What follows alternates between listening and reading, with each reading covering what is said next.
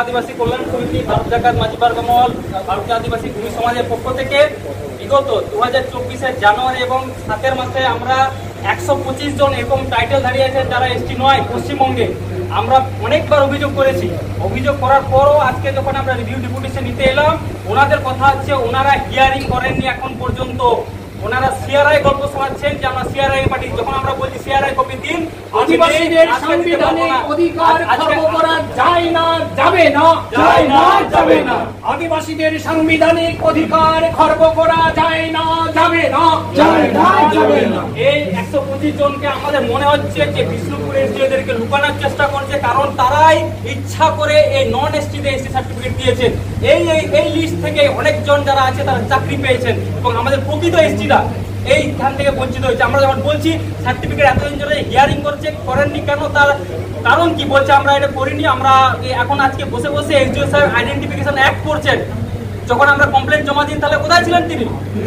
আজকে আমরা তৃতীয়বার এসেছি, আর বিগত দুটো মেমোরেন্ডামে যখন ডেপুটেশন এসেছি বিষ্ণুপুর এসডিও দেখা নেই, প্রত্যেকবার পালিয়ে গেছেন, কারণ তার উত্তর দেওয়ার নেই, কারণ তারা ক্যান্সেলেশনের প্রসিডিওরে এগোননি।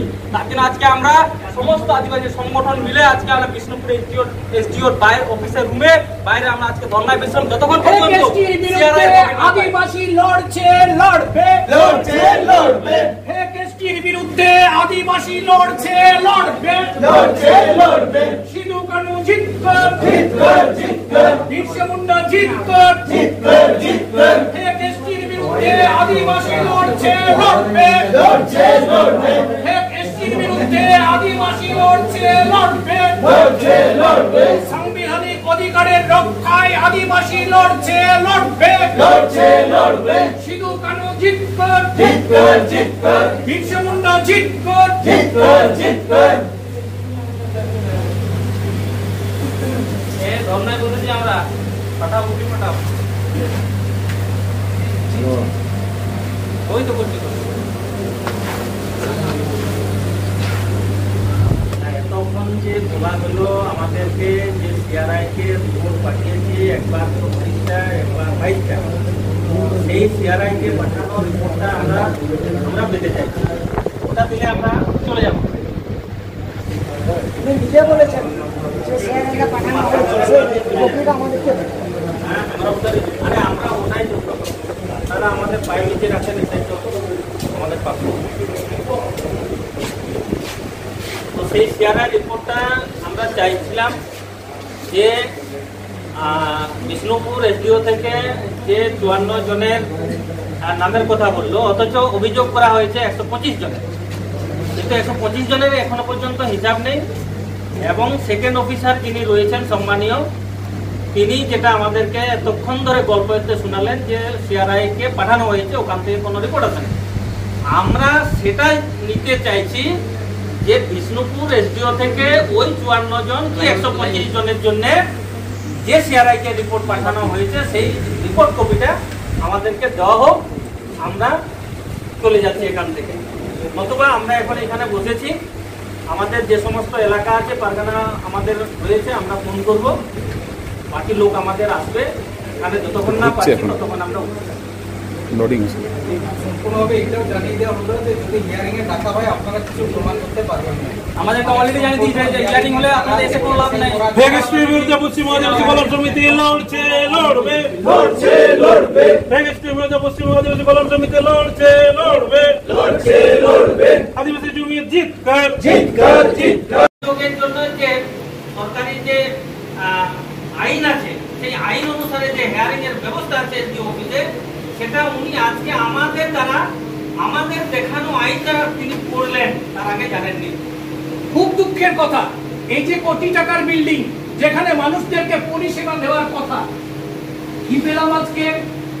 আদিবাসীদেরকে কি নজরে দেখা হয়, এদের দাবি দাওয়াগুলোকে টেবিলে কিভাবে ধরে রাখা হয়, তার জ্বলন্ত দৃষ্টান্ত। 1.5 বছর থেকে আমরা একটা রিকোয়েস্ট করে আসছি, এই কোটি টাকা বিল্ডিং করার কি দরকার ছিল?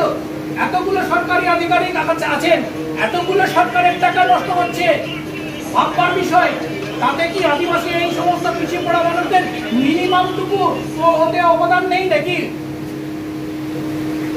খুব দুঃখের কথা, এগুলো অনেক বৃহত্তর গভীর ভাবার বিষয়। প্রত্যেকটা মানুষের নিজের জায়গায় নিজের জীবন জীবিকা নিজেদের অধিকারকে সুনিশ্চিত করার জায়গা পরস্পর আছে।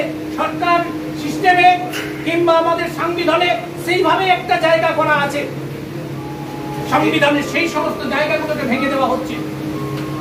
আজকে যদি এইরকম একটা সরকারি জায়গা থেকে গুরুত্বপূর্ণ জায়গা, মানুষের শিক্ষা, স্বাস্থ্য, বেঁচে থাকার ন্যূনতম অধিকার চাহিদা, যে জায়গায় এসে আমরা আমাদের আবেদন নিবেদন জায়গাটা রাখতে পারি, আজকে কৌশলে মোলায়েম ভাবে এই সেখানে কিভাবে তাদেরকে দমিয়ে রাখার চেষ্টা হচ্ছে, খুব খুব কষ্টকর। এই সাব ডিভিশন এলাকাতে আমরা কমিউনিটি হল আমরা নাই করে 21 থেকে আমরা দাবি করে আসছি যে আমাদের বিষ্ণুপুর সাব ডিভিশনে একটা এসটিদের কমিউনিটি হল নেই। সেটা এখান থেকে নামে মাত্র আমাদেরকে বললো যে এখান থেকে সব ভেটেড করে হয়ে যাবে, আমরা এতেও বঞ্চিত হয়েছি। আবার দেখেছি আমাদের এসটি যে আমাদের গুণীজন আছেন এই এলাকাতে আমরা বিষ্ণুপুর সাব ডিভিশনে একটাও নেই, একটাও দেখাতে পারবে না।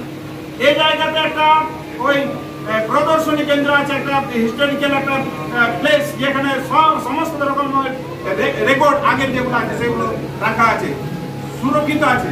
সেই জায়গায় এসটিদের কোনো সুরক্ষিত জিনিস নেই। আমরা দাবি করেছি, এতেও মানা হয়নি। আমরা আরো বিভিন্ন যে জাহের থানগুলো আমাদের পূজনীয় যে জাহের থান, সেটা সংস্কারের কথা বা আমরা ফিনিশিং কথা বা রেকর্ডের কথা আমরা বলেছি, দেবদেবতার পর্যন্ত আমাদের দেওয়া হয়নি। আমরা খুবই দুঃখিত, খুবই লজ্জিত। তাই আমরা এখানে যে শুধু এটা নয়, আমাদের আজকে যেটা আমাদের চার্জে যে বিডিও সাহেব আছেন সেখানে অফিসার, উনি যে কথাগুলো বললেন আমাদের শুধুই গল্প ভেদে বা আশ্বস্ত করার জন্য শুধু আমাদের বলেছেন যে সিআরআই রিপোর্ট করা পাঠানো হয়েছে, কিন্তু আমরা জানি না যে ওই কপিটা আমরা আমাদেরকে দিতে হবে। আমরা বসলাম এখানে আমাদের এই আদিবাসী মানুষ দীর্ঘদিন থেকে অতীত থেকে আজকে বঞ্চনার শিকার।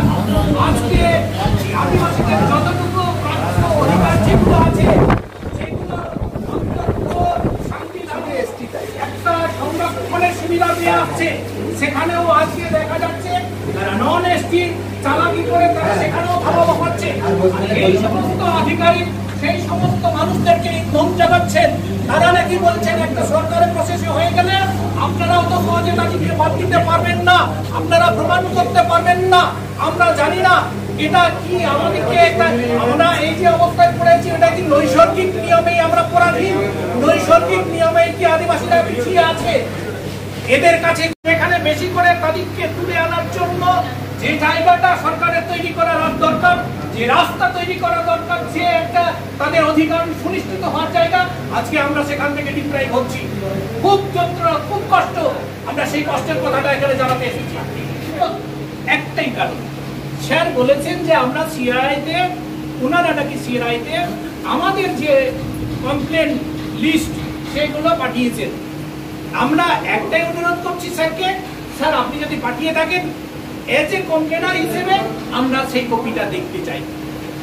এই একটা সিঙ্গেল সামান্য ছোট্ট একটা রিকোয়েস্ট স্যারের কাছে আমরা রেখেছি। উনি কিন্তু সেই রিকোয়েস্টগুলো আমাদের পূর্ণ করছেন না। উনি নিজেই বলেছেন যে সিআরআই আপনাদের অভিযোগ, আপনাদের যে লিস্টগুলো সাসপিশিয়াস সেগুলো পাঠানো হয়েছে, তাহলে আপনি যদি পাঠিয়ে থাকেন স্যার আমরা তো অভিযোগটা করেছি, প্লিজ আমাদেরকে ওই পাঠানো আপনার যে কপিটা সেটা স্যার প্লিজ আমাদেরকে একটু দেখান। এর বাইরে আমাদের এমন কিছু সমস্যা দাবি বড় কিছু আজকে নেই।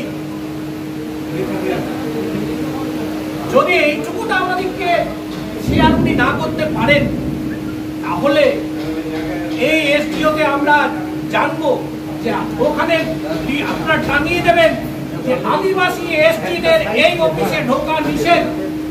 আপনারা ওখানে সাইনবোর্ড করে দেবেন এসটি আদিবাসীরা আপনারা আপনাদের অধিকার দাবি দাবা নিয়ে কোনো মতে অফিসে ঢুকবেন না। আপনার অলিখিত শুনুন, ঘুরিয়েও অসম্মান করা যায়, ঘুরিয়েও অসম্মানটা করা যায়। আমাদেরকে হ্যাকেল করা হয়, সেটা আপনারা জানেন না স্যার।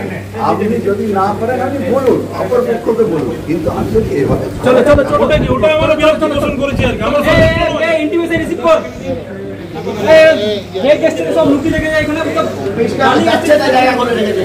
জালি সার্টিফিকেট একটা মিনিমাম একটা কথা বলতে, এই সমস্ত আমরা তো স্যার পিছিয়ে পড়ে জঙ্গলি অসভ্য বর্বর জাতি। আমরা আর কতটুকু জানি?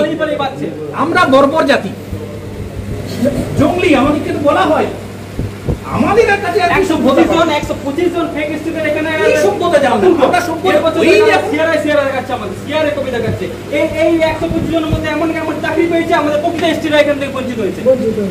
স্যার আপনি যদি সাঁওতাল হতেন, আপনি যদি সবর হতেন, যন্ত্রণাকে বুঝতে পারতেন কত যন্ত্রণা আপনি জানেন না। আপনি আমার কথাটা শুনছেন না, আমার কথাটা ভালো করে শুনুন।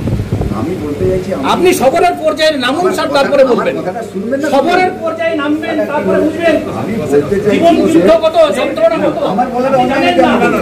ওটা রিসিভটা করে জানেন না। আপনি জানেন না, আপনি পরবর্তী বিএমএ কাছে যান, সবাইকার কাছে যান।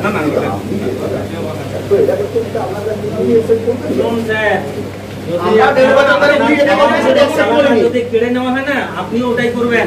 আপনিও তাই করবেন, আপনিও তাই করবেন। আপনার অধিকার করে নিলে আপনিও তাই করবেন। এটা যদি চিনে দেখানো যেত যে এখানে কি যন্ত্রণা কি কম্পনটা হচ্ছে, আপনি ভেঙে দিচ্ছেন কি গেটগুলো। কম্পনটা হচ্ছে সেটা আমরাই বুঝি। আপনি এই জায়গায় নেই। মনে হচ্ছে আপনাকে বলবেন।